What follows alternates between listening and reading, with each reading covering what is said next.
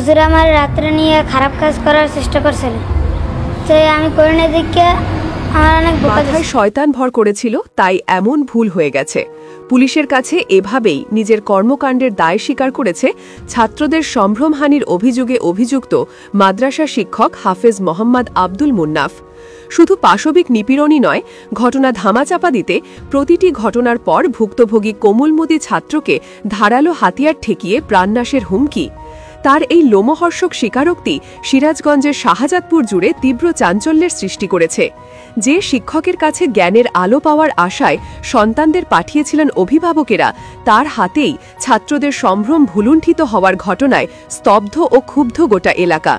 ঘটনার কেন্দ্রস্থল শাহজাদপুরের যুগ্নিদহ তাহফিজুল কোরআন হাফিজিয়া মাদ্রাসা। সম্প্রতি এই মাদ্রাসার হেফজ বিভাগের দুজন শিক্ষার্থী কোনোভাবেই মাদ্রাসায় যেতে রাজি হচ্ছিল না। তাদের এই অস্বাভাবিক আচরণে উদ্বিগ্ন অভিভাবকেরা বারবার কারণ জানতে চাইলে এক পর্যায়ে কান্নায় ভেঙে পড়ে তারা। প্রকাশ করে সেই ভয়াবহ কাহিনী, যা শুনলে যে কোনো বিবেকবান মানুষের হৃৎপিণ্ড কেঁপে উঠবে। তারা জানায়, রাতের গভীরে শিক্ষক আব্দুল মুন্নাফ তাদের কক্ষে প্রবেশ করে মুখ চেপে ধরে তাদের ওপর পাশবিক নিপীড়ন চালাত। এই ঘৃণ্য কাজ করার পর সে ধারালো হাতিয়ার ঠেকিয়ে প্রাণনাশের ভয় দেখাত।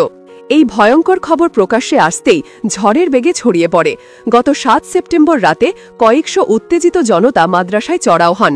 বিচার চাই, বিচার চাই স্লোগানে তারা অভিযুক্ত শিক্ষক আব্দুল মুন্নাফের দৃষ্টান্তমূলক শাস্তি দাবি করেন। এই সময় জনতার রোষের শিকার হন মাদ্রাসার অন্য দুজন শিক্ষক। পরিস্থিতি উত্তপ্ত হয়ে উঠলে খবর পেয়ে শাহজাদপুর থানা পুলিশ ঘটনাস্থলে পৌঁছে পরিস্থিতি নিয়ন্ত্রণে আনে, কিন্তু ততক্ষণে যা ঘটার ঘটে গেছে। একদিকে জনতার রোষ, অন্যদিকে নিজেদের কুকীর্তি ফাঁস হবার ভয়ে মাদ্রাসার পরিচালনা কর্তৃপক্ষ রাতের আধারেই প্রতিষ্ঠান ছেড়ে পালিয়েছে। আর যে শিশুরা কোরআনের হাফেজ হওয়ার স্বপ্ন নিয়ে সেখানে এসেছিল, তারা নিজেদের ব্যাগপত্র গুছিয়ে অশ্রুসিক্ত চোখে মাদ্রাসা ছেড়ে বাড়ি ফিরেছে।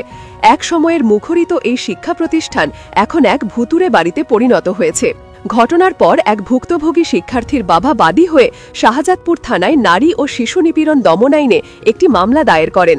মামলার পর পুলিশ কালবিলম্ব না করে অভিযান শুরু করে। সোমবার দিবাগত রাতে আত্মগোপনে থাকা অভিযুক্ত শিক্ষক হাফেজ মোহাম্মদ আব্দুল মুন্নাফকে আটক করতে সক্ষম হয় তারা। শাহজাদপুর থানার ভারপ্রাপ্ত কর্মকর্তা আসলাম আলী বলেন, প্রাথমিক জিজ্ঞাসাবাদে অভিযুক্ত মুন্নাফ তার বিরুদ্ধে আনা সকল অভিযোগ স্বীকার করেছে। সে জানিয়েছে সে ধারাবাহিকভাবে একাধিক ছাত্রের সাথে এই কুকর্ম করেছে। নিজের অপরাধের কারণ হিসেবে সে মাথায় শয়তান ভর করার এক অদ্ভুত সাফাই দিয়েছে। এই স্বীকারোক্তি একদিকে যেমন তার অপরাধকে নিশ্চিত করেছে, তেমনি অন্যদিকে ধর্মীয় অনুভূতিকে ব্যবহার করে পার পাওয়ার এই ঘৃণ্য মানসিকতা জনমনে আরও ক্ষোভের সঞ্চার করেছে। এদিকে এই ন্যাক্কারজনক ঘটনার প্রতিবাদে এবং অভিযুক্ত শিক্ষকের সর্বোচ্চ শাস্তির দাবিতে মঙ্গলবার বেলা 11টার দিকে স্থানীয় জনতা বগুড়া নগরবাড়ি মহাসড়কে এক বিশাল বিক্ষোভ মিছিল বের করে। তারা অবিলম্বে ওই শিক্ষকের প্রাণদণ্ডের দাবি জানান। 9 সেপ্টেম্বর অভিযুক্ত আব্দুল মুন্নাফকে আদালতে প্রেরণ করা হয়েছে। পবিত্র জ্ঞানার্জনের একটি প্রতিষ্ঠানে শিক্ষকের হাতে ছাত্রদের এমন নির্মম সম্ভ্রমহানির ঘটনা সমাজের এক অন্ধকার দিককে উন্মোচিত করেছে। একজন শিক্ষক যিনি পিতার আসনে সমাসীন, তার দ্বারা এমন পাশবিকতা কেবল একটি অপরাধ নয়, এটি বিশ্বাস এবং আস্থার চরম অবমাননা। নিজের পৈশাচিক লালসা চরিতার্থ করে শয়তানের ওপর দায় চাপিয়ে পার পাওয়ার এই চেষ্টা সমাজের চোখে আরও বড় অপরাধী হিসেবে চিহ্নিত করেছে তাকে। এখন দেখার বিষয় আইন তাকে কি শাস্তি দেয়। তবে এই ঘটনা সারা দেশের অসংখ্য মাদ্রাসা ও আবাসিক শিক্ষা প্রতিষ্ঠানে শিশুদের নিরাপত্তা নিয়ে এক বড়সড় প্রশ্নবোধক চিহ্ন এঁকে দিয়ে গেল।